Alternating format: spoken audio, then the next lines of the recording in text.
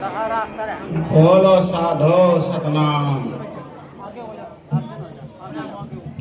सतगुरु रविदास महाराज की, सतगुरु रविदास महाराज की, सतगुरु स्वामी समनदास महाराज की, सभी संतों महापुरुषों की, महात्मा श्री तेजपाल दास की, बाबा साहेब।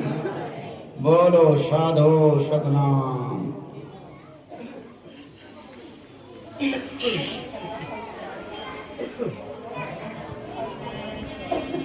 तो सतगुरु महाराज की प्यारी साथ संगत, काफी समय हो गया है, वक्ता ज्यादा हैं, सुनने वाले कम हैं। सतगुरु महाराज की प्यारी साथ संगत, सत्संग का मतलब होता है शांत हो जाना। और शांत कब होता है जीव? जब उस मालिक के नाम में खो जाता है। जब तक ये संसार में उलझा रहता है तो खटापटी रहती है, और जब मालिक के नाम में लग जाता है, मालिक के नाम में खो जाता है, तो सतगुरु महाराज की प्यारी साथ संगत, उसके अंदर की सभी संशय खत्म हो जाती है। क्योंकि मीरा ने कहा है, कोई कुछ भी कहे मन लाग गया, मन लाग गया ही मन लाग गया। अर्थात सतगुरु महाराज की प्यारी साथ संगत, उसे कोई कुछ भी कहता रहे, लेकिन वो मालिक के नाम पर लग गया है। जब तक हम गुरु महाराज के नाम पर नहीं लगने के, तब तक हम गाने में ही रह जाएंगे।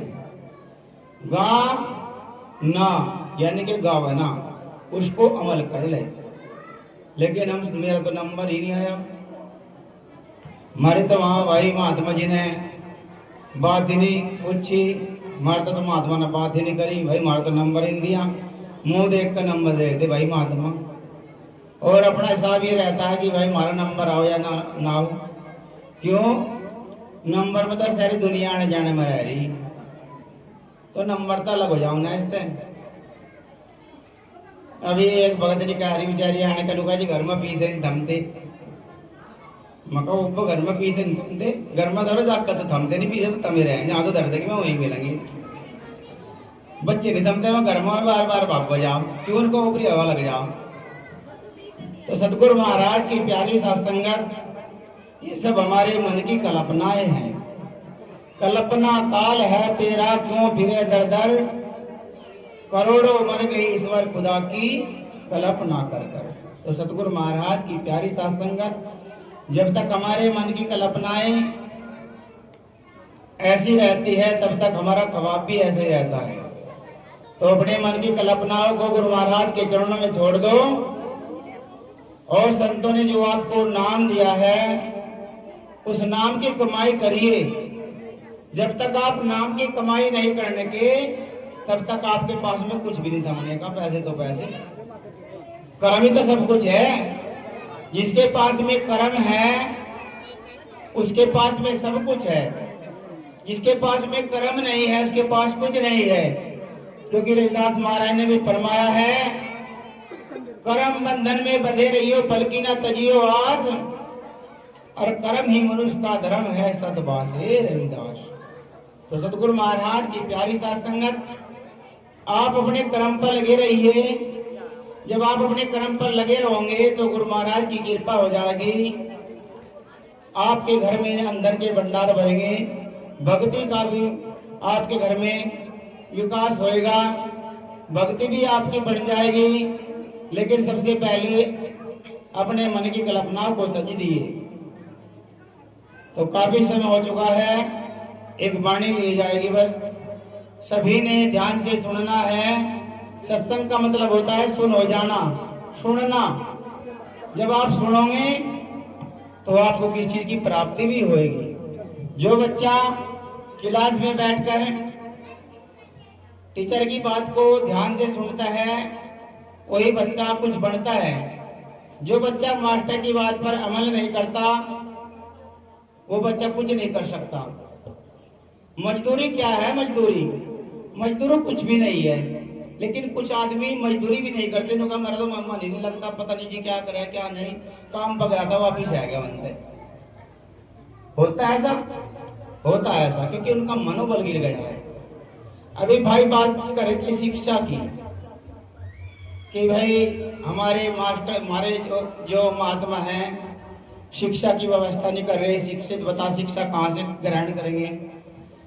आपने जिन महापुरुषों ने हमें ये मंच दिया है, ये सभा दी है, आप उनका इतिहास पढ़िए। बाबा साहेब का इतिहास पढ़िए। बाबा साहेब के पिताजी का नाम रामजी राव था, लेकिन सतगुरु महाराज की प्यारी सत्संगत, उनके यहाँ संतान तो 14 बताई गई, लेकिन 5 संतान उनकी लगातार पढ़ती जा रही थी। उससे पहले जो उनकी लड़की थी गंगा, उसकी शादी कर दी थी, लेकिन 5 बच्चे लगातार स्कूल में जा रहे थे। और उस समय मजदूरी भी छुआछूत के साथ में होती थी, किसी अमीर यहाँ के पास में मजदूरी नहीं कर सकते। जबकि रामजी राव एक अंग्रेजी सरकार में सूबेदार रहे और बहुत अच्छी उनको नॉलेज भी थी हर चीज की, लेकिन जब पता लगा कि भाई ये छोटी जाति से, चमार जाति से, तो उनसे जो नौकरी कर रहे थे मुंशीगिरी की, उनसे बतवा भी छीन ली थी। लेकिन वे चलते रहे, मजदूरी करते रहे और अपने बच्चों को पढ़ाते रहे और उनके बच्चे भी पढ़ते रहे। और आज हम बात करते हैं, हमारा ध्यान कहाँ है? उनका पीछे का पता नहीं लग रहा कहाँ जा रहा। मैं कहा महात्मा कितना जोड़ता हो रहा है, देख क्या था मैं पीछा भी खा रहा था, पीछे तेरे सामने लगी हो खा रहा महात्मा। मतलब देखो, जान बूझ कर लोग बाग अनजानी बात करते हैं।